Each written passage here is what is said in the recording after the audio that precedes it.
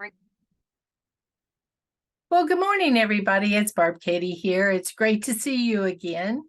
I have to just share a little bit of news with you. As many of you know, I'm a football fan, and Saturday night was the game that all of we Mountaineers hold most dear, called the Backyard Brawl between Pitt and WVU.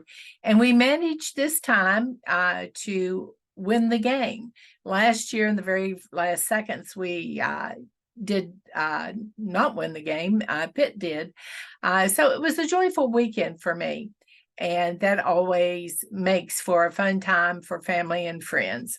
I hope you had a joyful weekend too and enjoyed yourself doing whatever you did.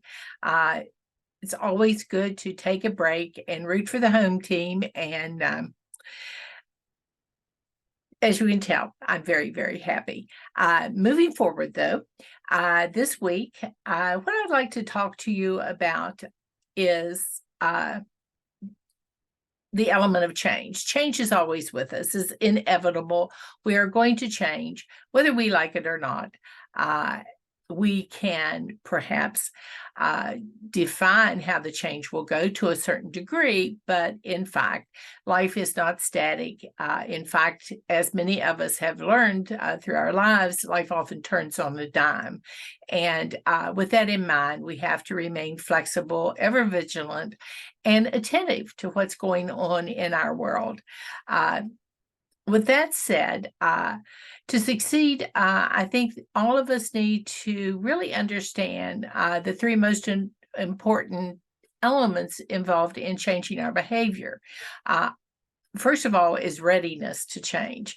Are we, in fact, ready to make a change in our lifestyle, whatever it might be? Are we prepared? Do we have the resources and the knowledge to attempt to make a lasting change successful?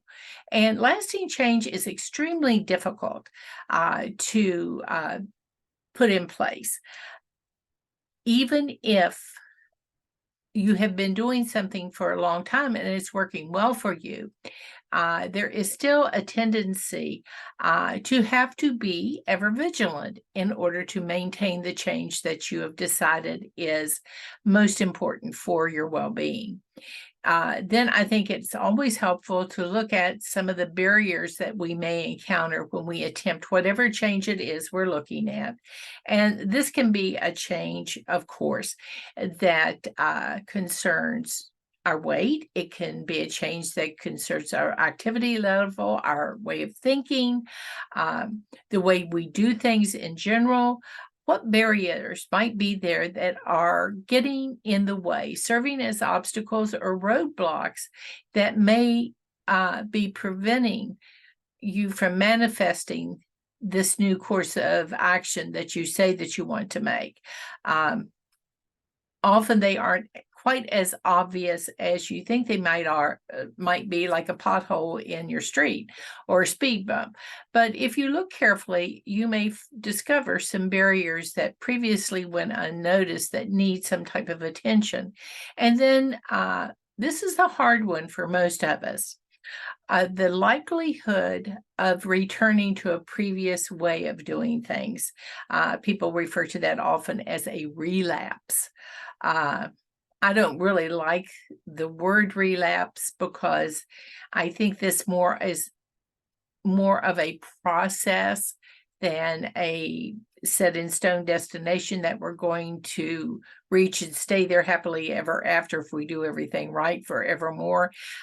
In turn, I just like to say when this happens, probably something triggered it, and you returned to a former behavior that you had that served a purpose.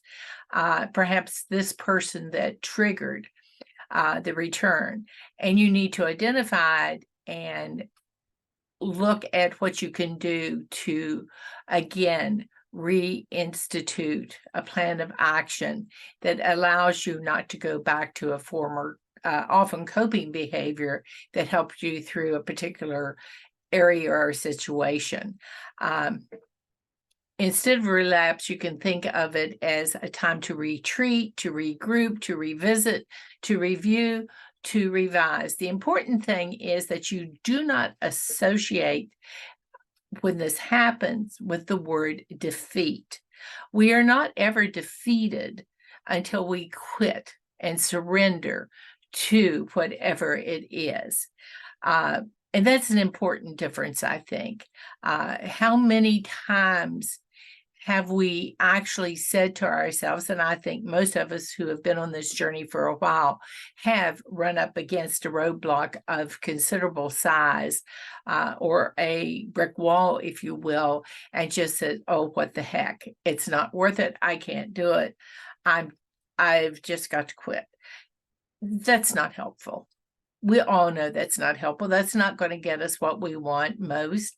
But the tendency is there because it takes ongoing, ever-present vigilance and awareness of what we're doing and what's happening in the world around us.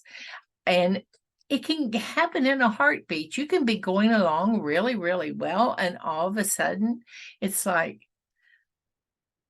what am I doing? Why am I doing this? Everything was just perking right along.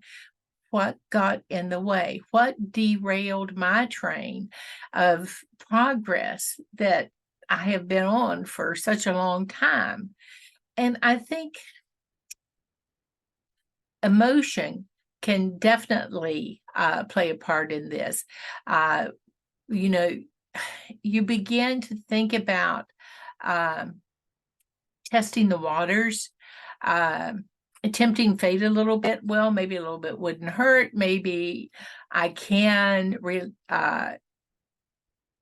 relax and not have to do this particular activity, which seems to be helping me, but which I don't really all that much enjoy. Or return to something that I know was not particularly productive. It wouldn't hurt that much, you know. And then I think too, sometimes it's mental. You begin to reflect on things that you used to enjoy before you made changes in your behavior to make it possible to accomplish the goal you've now set for yourself. And you get to thinking, well, I really, enjoyed that. I'd like to go back to it. I'm tired of doing this. Again, change comes into play. One of the hardest things to do, I think, is make changes that last a lifetime, that you're going to be happy with for the rest of your life. And that's what we need to try to focus on. If we're going to make short-term changes, by definition, we've already limited the timeline of our success. I instead try to look at changing things in a way that make you even happier now than you were previously. That will minimize the chance of going back to past behaviors. And then the really hard one is to return to physically the activities that were creating the problem in the first place.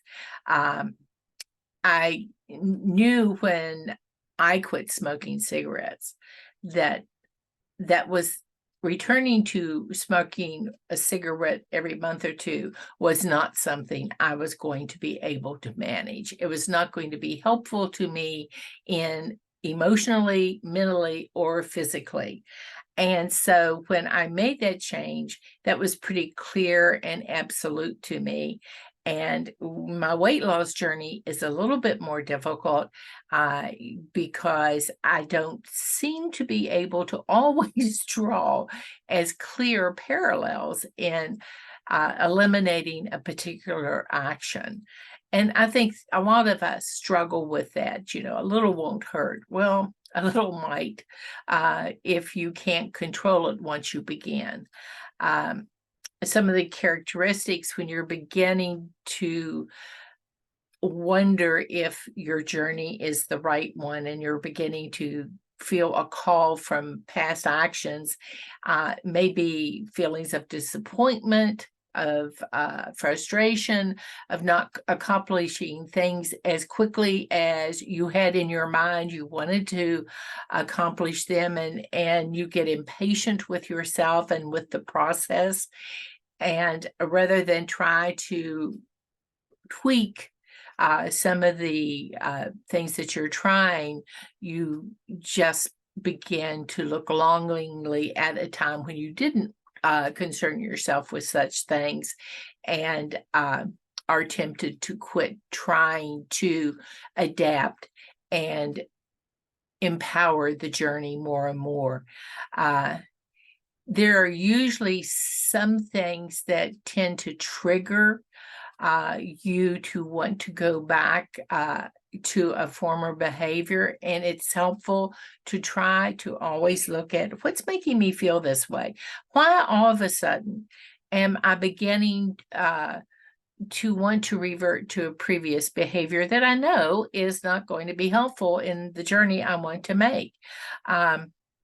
If you can identify the triggers, then you can find a way to remove those triggers from your path. And that's essential in maintaining the journey in the direction you wish it to proceed. Another thing is to recognize barriers when you come upon them, instead of just continually batting your head against the wall and trying to get it to move, and all you get's a headache in the process. So recognizing barriers that may need to be circumvented, you may actually have to go around. You may not be able to go through. You may have to find another way of getting to the next phase in your journey. And you need to be flexible enough and aware enough, I feel, to look for different pathways of success. And then another strategy I think all of us could take heart in is to just sit down and have good talk with yourself about why you committed to doing what you're doing to improve your health, and what the goal actually is that you're trying to aspire. It's not a number on a scale. The number on the scale does not guarantee happiness. Good health is so important, and to me, it overpowers any number on a scale. I would much rather be healthy and active as long as I possibly can be, as opposed to trying to hit an arbitrary number. And some of the things that we might look at doing is develop a few little safeguards when we begin to feel we are losing our resolve and our dedication, to have in your hip pocket, if you will, a little prevention plan that you can pull out and draw on. How many of you continue to reward yourself for going the distance, for making the hard choice, for doing the better thing of the choices available to you? It's good to reward yourself as you go along.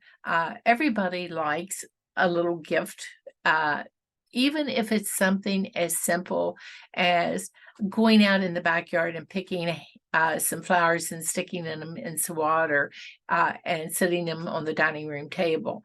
That's something that gives me a lot of pleasure. It gets me several other things in the process. First of all, it's a positive expression I can make. It's a way of being kind to myself to begin with. And it's a good way to delay whatever is tempting me for a while. In fact, if I delay for 15 or 20 minutes, I may actually forget all about what the tempter was that was threatening to derail my progress. Another thing you can do is reflect on the reasons that you have decided to make the change that you want to make. Hopefully, all of us have done that more than once. We've weighed the good and bad, and we've determined this is our best course of action. And we have reasons why we think it's our best course of action. As I often say to people, I want to be that mom and grandmom that the kids say, "Where is she now? I can't find her. Have you heard from her? What is she into?" I'd like to be able to live independently and actively as long as I possibly can. And then another element that we really need to make sure we never forget about is the friendship and support network we have built with each other in empowering each other's journey. In this group, I see it constantly, how we reach out to each other in so many ways about so many different things. And to access that network when we are in need is essential. Instead of saying, "Oh, I don't want to bother anybody. I'll just tough it out. I'll do it myself. I am a giver, not a receiver." Well, sometimes we get by with a little help from our friends. And that's something that does not make us weak. It makes us stronger to acknowledge that we too need to receive help and support from time to time, as well as being so generous in the giving of it. I know that it's really hard not to let an occasional setback undermine your self-confidence when you've done everything right and you still aren't seeing the progress you felt that you should have been seeing. It can be a real downer. It can dash your spirits. But if you return to an old behavior, have a hard look at what probably will happen in that process. That's not the answer either. To return to a previous behavior that gives a predictable outcome that you really don't want. So again, don't let that occasional setback undermine the goals you have set for yourself as being ones that are going to make your life better, more fulfilling, happier, joyful, more active, whatever. Another thing again is what triggers are returning and why are those triggers are returning and what can you do to avoid them in the future? I know I have certain family members that serve as triggers in my life. I can guarantee it. And it's almost like I have a big feed me button on that they see and they'll push it. And I don't need that, and I can now 99% of the time say, please don't do that. It's not helping me. And I know you mean well, and I love your cooking, but it's just not helpful. While relapses can be difficult, I really do think that the best solution for me is to start again, to just get back to basics, turn a new page, make a fresh start, learn what you can from what you're going through, and plan your actions and your maintenance stages as you go along. Just start fresh. Do not berate yourself. Don't get down on yourself. Don't label yourself terrible labels, which a lot of people do. Instead, just, okay, it's time to start anew, to begin again. This journey we're on is a lifetime journey, and a relapse is an opportunity to learn something new every single time about your journey. It really isn't a failure, it's an opportunity. It's part of the lifelong journey to good health, to grow in understanding of yourself and the life you live, and how to best prepare, act, and maintain the behaviors that will enable you to live the life that you envision for yourself. It's more likely we will continue to improve if we are kind to ourselves as we go through this and begin again as many times as it's necessary to reach the end of our days as actively as we began them. I'm going to let you go now. I've talked way too long, but I felt it was really important to say, when the going gets tough, don't give up, just get going. So I'll talk to you later. Have a good one. Bye for now. Bye-bye.